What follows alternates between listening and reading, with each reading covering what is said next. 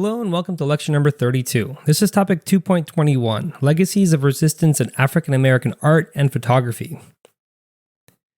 The only learning objective is explain the significance of visual depictions of African American leaders in photography and art during and after the era of slavery. Photography in the 19th century started to be used as a tool by abolitionists and black activists.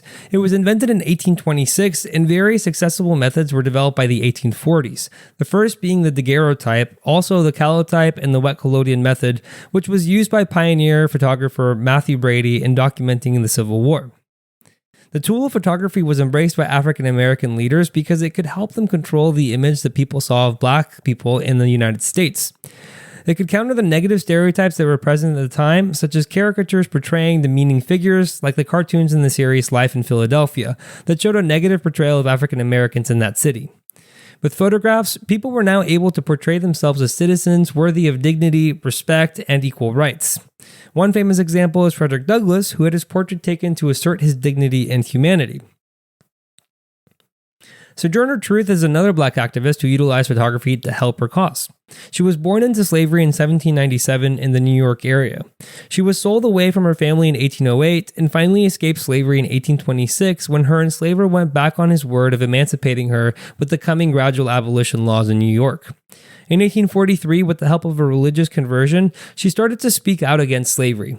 In 1850, with the help of William Lloyd Garrison, she published The Narrative of Sojourner Truth, a Northern Slave, and continued to be active in politics, advocating for the rights of women and African Americans throughout the 19th century. Her work led her to meet President Lincoln and President Grant. She attempted to vote in the 1872 election and was arrested as a result.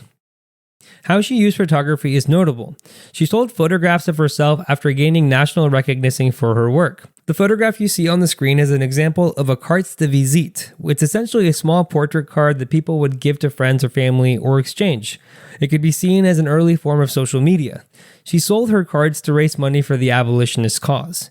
These photographs showcase the centrality of black women leadership in their fight for freedom, as evidenced by the caption on her card. I sell the shadow to support the substance. The shadow here refers to the likeness in the photographs, and the substance refers to the cause of abolition or equal rights. During the Civil War, she was also active in recruiting black soldiers to the Union Army, with her own grandson serving in the Massachusetts 54th Regiment. Photography also allowed for a broader visual representation of African American leaders. For example, there's a recently discovered photograph of Harriet Tubman from the late 1860s, closer to the age when she was helping people on the Underground Railroad or serving in the Union Army. Previously, photographs of Tubman were from her older years in the late 1800s. The newly discovered photograph shows her confidence, youth, and power. The clothes she wears in the photograph indicate that she was a person of means, belonging to the middle class, which could inspire others to see what was possible for Black Americans once freed from slavery. This photograph was found in an album with other photographs of prominent figures from the 1860s, suggesting that Tubman was considered equally important to the other notable individuals in the album, including politicians, educators, and activists. Frederick Douglass is someone who understood the power of photography in his own time. He is the most photographed man of the 19th century, with 160 surviving photographs. The next person close to him is Abraham Lincoln. Douglass normally had his portrait taken in every city he visited during his speaking tours, and at the peak of his activism, he was giving 100 to 150 speeches per year across the country. He gave 4 speeches on the power of photography, titled Lectures on Pictures, Life Pictures, Age of Pictures, and Pictures in Progress. He also used his portraits to acquire more subscribers to his newspaper, the North Star. The photographs of Douglass demonstrated what black achievement and potential through freedom could look like. He was meticulous about his clothes, poses, and facial expressions, almost creating a brand for himself. He wanted to show that black men could be successful, wear nice clothes, and exude thoughtfulness and intelligence. His careful presentation and photographs was so effective that some people doubted he had ever been enslaved. In contemporary times, black artists use the historical images to preserve the legacy of leaders, their bravery, and resistance. They adapt and create new versions of these images, bringing more notoriety to the subject of the original photographs. They also build on the black aesthetic traditions. An example is Bisa Butler's I Go to Prepare a Place for You, created in 2021.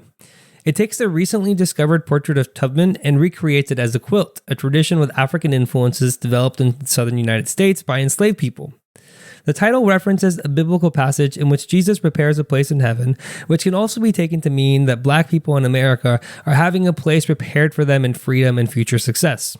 The vibrant colors and African-inspired patterns in Butler's piece highlight the richness of Black culture and the anticipation of a better future.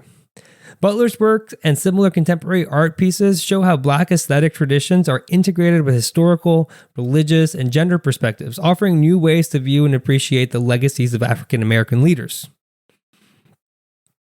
And finally, here's the recap. African American leaders embrace photography and new technology to counter stereotypes about Black people. Sojourner Truth's photos showcase the centrality of Black women's leadership in the fight for freedom. Photos of formerly enslaved African Americans were especially significant because they demonstrated Black achievement and potential through freedom. Contemporary African American artists build on Black aesthetic traditions to integrate historical, religious, and gender perspectives and representations of African American leaders. Thank you for watching. If you would like to watch the next lecture, click the thumbnail on the screen. And if you would like more resources to help you study, you can visit apushlights.com/afam. I wish you the best of luck with your studies, and I hope to see you back on the next lecture.